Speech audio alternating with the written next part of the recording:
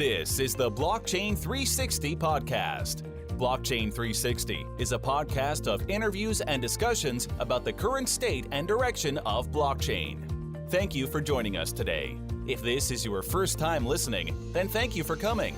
The Blockchain 360 podcast is produced weekly for your enjoyment, and show notes are found at our website, blockchain360.co. Come back often and feel free to add the podcast to your favorite RSS feed or iTunes. You can also follow us on Twitter at Blockchain360. All links discussed today are included in the show notes.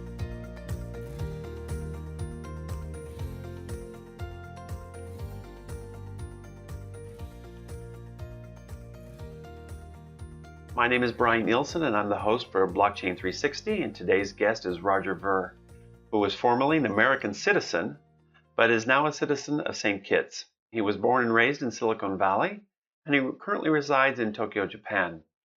He once attempted to enter politics by running for the California State Assembly as a Libertarian Party candidate. He has been an early investor in many Bitcoin and blockchain-related startups. He is a prominent supporter of Bitcoin adoption and sees Bitcoin as a means to promote economic freedom. He identifies as a libertarian, a peace advocate, and advocates for individualism and volunteerism. Roger, thank you for joining us on Blockchain 360. Glad to be on. I know that you're an adherent to the free market. However, from your experience working with exchanges, what is your view on the latest regulations and laws as it relates to Bitcoin and blockchain?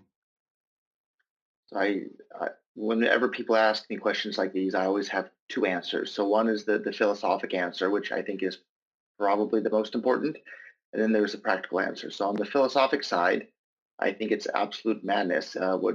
When you're talking about these regulations of exchanges, you're talking about one group of strangers who we've never met are getting together and saying that they're going to use violence against a bunch of other people if they don't obey their commands in regards to how they conduct their business with, Bitcoin or virtual currencies.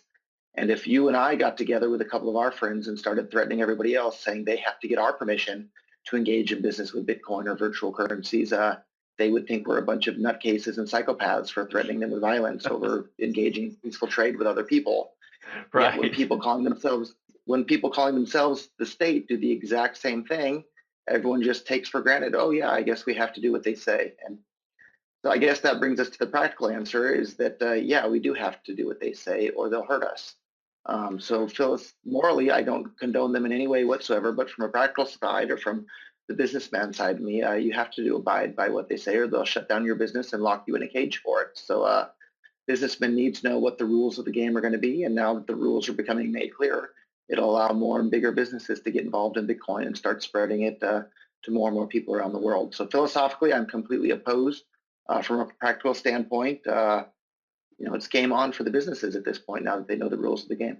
Well, do you think there's any value to any of the regulations? I mean, the whole concept of what regulations are intended to do is to provide kind of a safety net. I know that you're a free market adherent. Does the free market always take into account all the consumer aspects?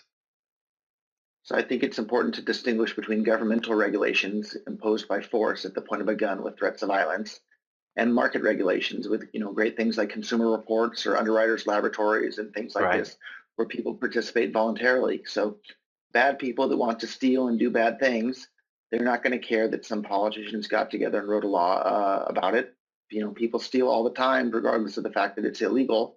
And good people that want to serve their customers and do a good job, for the most part, the laws don't really change the way in which they do their business anyhow. They're going to do their best to serve their customers. So I'm all in favor of market regulation and social pressure to do things that the consumers want. But when it comes to politicians and people with guns threatening others with violence, if they simply don't obey their diktats, I'm completely opposed to that. So to sum it up, I'm opposed to government regulation. I'm all in favor of market regulation.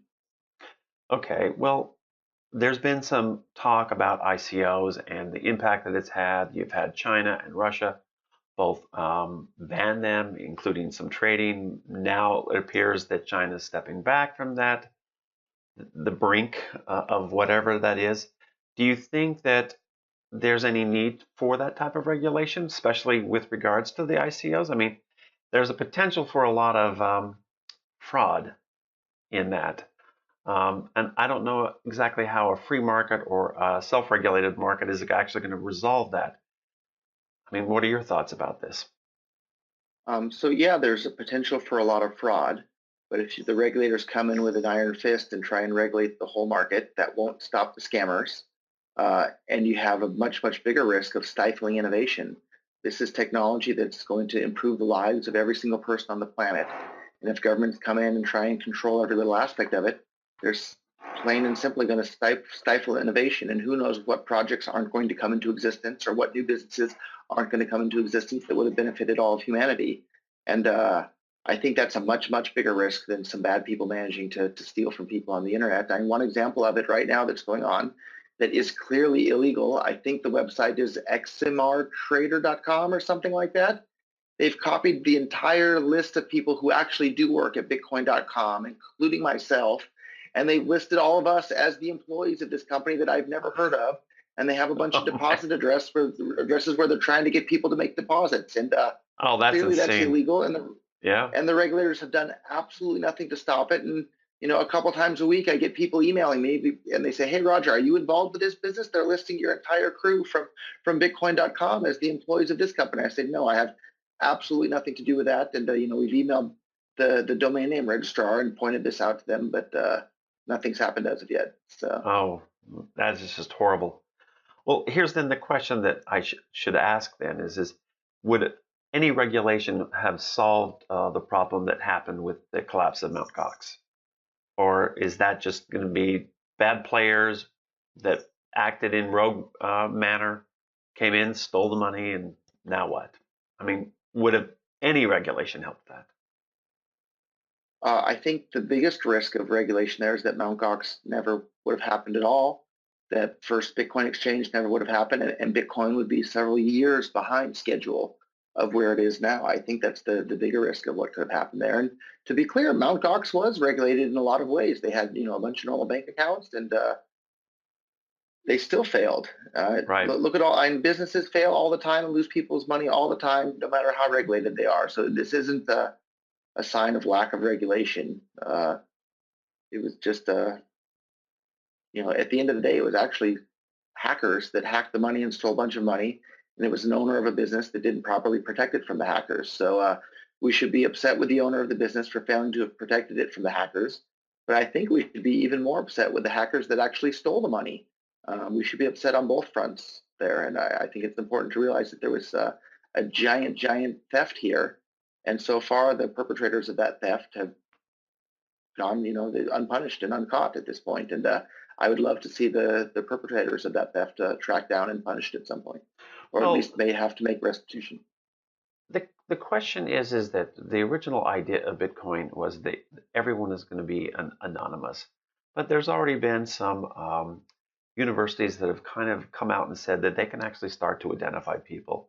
The question is do you think that there'll be a moment in time when people will be able to look at the transparent construction of Bitcoin and be able to identify who those original thieves were? I don't know, but if that starts to happen, it means Bitcoin is not useful as money anymore, because one of the characteristics that make money is fungibility. And fungibility is just another word for privacy. So if one Bitcoin isn't the same as every other Bitcoin, and you can't go and look and trace back its history, it's not useful as money. So we're going to see coins with better privacy or better fungibility than Bitcoin start to take up market share if Bitcoin's fungibility is weakened. And not to get too terribly deep in the scaling debate too quickly, but one of the things that concerns me so much about the limited block size is that's limiting the amount of data that these blockchain analytics companies have to search through, and it damages Bitcoin's fungibility and damages Bitcoin's level of privacy, and that damages Bitcoin's usefulness as money. So if you want Bitcoin to be more useful as money, you should want the blocks to be bigger, simply to allow for a bigger data set that these data analytic companies would have to sort through to find your transaction. You want your transaction to be a needle in a great big giant haystack rather than a little tiny 1 megabyte haystack of transactions.